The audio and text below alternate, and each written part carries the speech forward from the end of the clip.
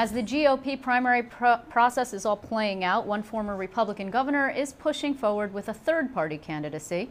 Former New Mexico Governor Gary Johnson is running as the Libertarian candidate for president, and he has been quite critical of the new GOP frontrunner. The governor is joining me from New York City this evening. Governor, thank you very much for your time. Great being with you, Liz. Thank you so much for having me, and it's great to visit New York, coming from Taos, New Mexico. Yeah, it's a little bit colder. A little bit colder, and the skiing's a little bit better, though. Yeah, well, I'm not going to touch that one. I do want to talk to you a little bit about, you've got a new frontrunner for your former party, Newt Gingrich. You've been quite critical of him because of something he proposed in 1996. Well, Newt Gingrich proposed the death penalty for possession of 2 ounces of marijuana with intent to distribute if that marijuana was from Mexico. And I don't know, that's one of Newt's big ideas. And of course, as Libertarian candidate for president and as governor of New Mexico, I espouse legalizing marijuana, control it, regulate it, tax it. 100 million Americans have smoked marijuana, and I would argue that perhaps they've made bad decisions, I being one of those 100 million. Perhaps we've made bad decisions, but I don't think they've been criminal in nature. And it'll never be legal to smoke pot, become impaired, and get behind the wheel of a car. So we should actually just clear up for viewers that you currently are neither smoking marijuana nor drinking alcohol, correct? I don't drink alcohol and I don't smoke marijuana, but I will tell you from my own experience that in no category is marijuana more dangerous than alcohol. I have always maintained that legalizing marijuana would actually lead to less overall substance abuse, because currently those individuals having difficulty with alcohol might find marijuana as a safer alternative. So obviously this is just one policy, and as you mentioned, of the many that the former House Speaker has pushed. You also note that he actually introduced legislation providing for the, quote, therapeutic use of marijuana, and he is admitted to smoking it himself. So I got to ask you this, are you accusing him of flip-flopping?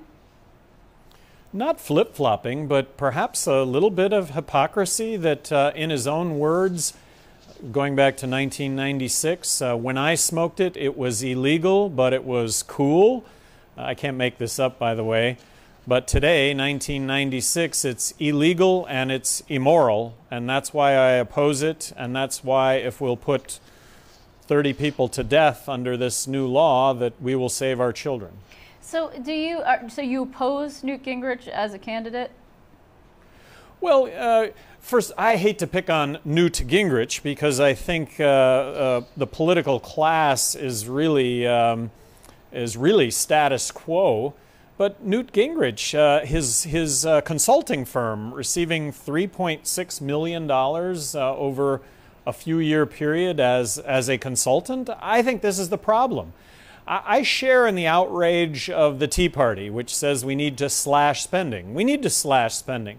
But I also share in the outrage that Occupy Wall Street puts forth, and that is this country's for sale. And both parties sell it. Both parties have their hands out to sell you your special compensation, your special loophole. And back to Newt Gingrich, isn't this just an example of what politics is in this country and what it shouldn't be? So let me just ask, I mean, much like Ron Paul, is the reason that you're running to raise questions and points of view like the one that you just did, because at least according to recent polls that I've seen, you're in the single digits. You're polling lower than Colbert. Well, no offense. I happen to think that with the discontent right now in the country, that's kind of insignificant. But what is significant is that there is real discontent in this country, and that would be reflected by Colbert's polling. For me, what's exciting to me is that I get to go forward with a libertarian agenda message that I think resonates with a lot of people. So I have the opportunity to spread this message. I get to continue to talk about this agenda and the potential to be on stage in the national debates.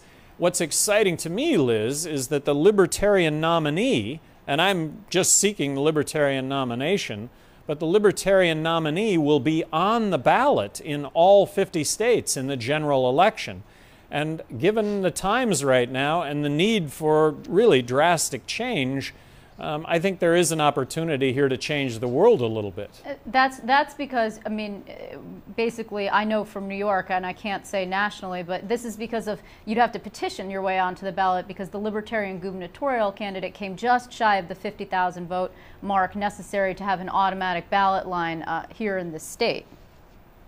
That's correct, but the Libertarians have accomplished that on several occasions. Indeed. And this year should be one of those years where, again, the nominee will be on the ballot in all 50 states in the general election. And we should note that you actually just swept, you did quite well in a New York County straw poll, 68% of the vote. I want to ask you this, and I know you're probably tired of it, but you know, this whole idea of a spoiler, I mean, back to this poll again, you had Obama at 47, Romney at 40, and you at 7. So arguably, if Romney got all 7% of your supporters, and I know you're going to say that he wouldn't, but that would tie him with the president.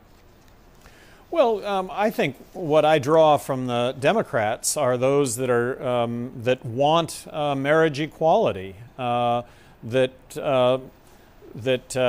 put forward the notion that a woman should have the right to choose, that are really disgruntled with the fact that we have so much warfare. I mean, I'm anti-war. Let's stop with the conflicts, coupled with let's maintain a strong national defense, but let's also cut our military spending by 43%, believing that that's the biggest threat to our national security. So I think there are a lot of Democrats that are really disillusioned with Obama.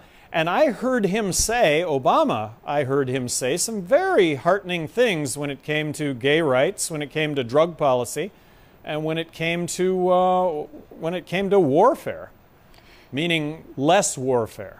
So given the way things are right now, though, if you pulled then votes from Obama, you might actually end up helping whoever the Republican nominee is. I don't know which one you think might be worse. Well, at a minimum, I think that your argument may not hold water, that it might be equally from both sides, and it might draw from the biggest political class in the country, biggest growing class in this country, which are independents, right, and those that are now declining to state.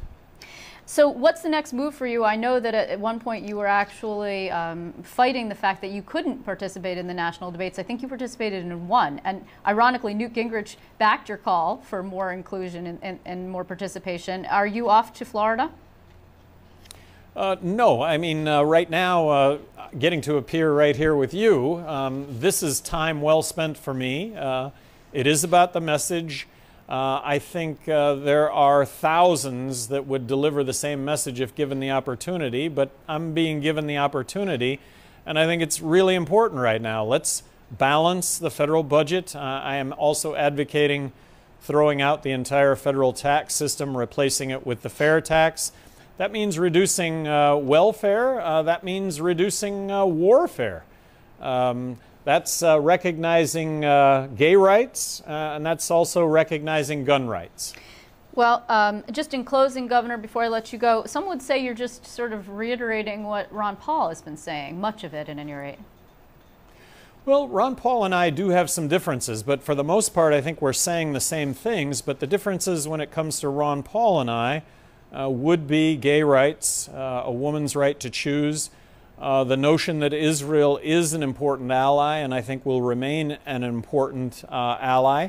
And I don't want to build a fence across the border. I think that that would be an incredible waste of money. I think there are better ways to deal with the immigration problems that we have, and it really recognizes just the need to issue work visas, which would entail a background check and a Social Security card so that applicable taxes would get paid. It should be about work. Immigration should be about work, not welfare. And there are better ways, meaningful ways to secure the border that don't involve building a fence. That would be a waste of money. Well, Gary Johnson, I want to thank you for spending time with us, former New Mexico governor and Libertarian presidential candidate. Good luck to you. Liz, thank you very much.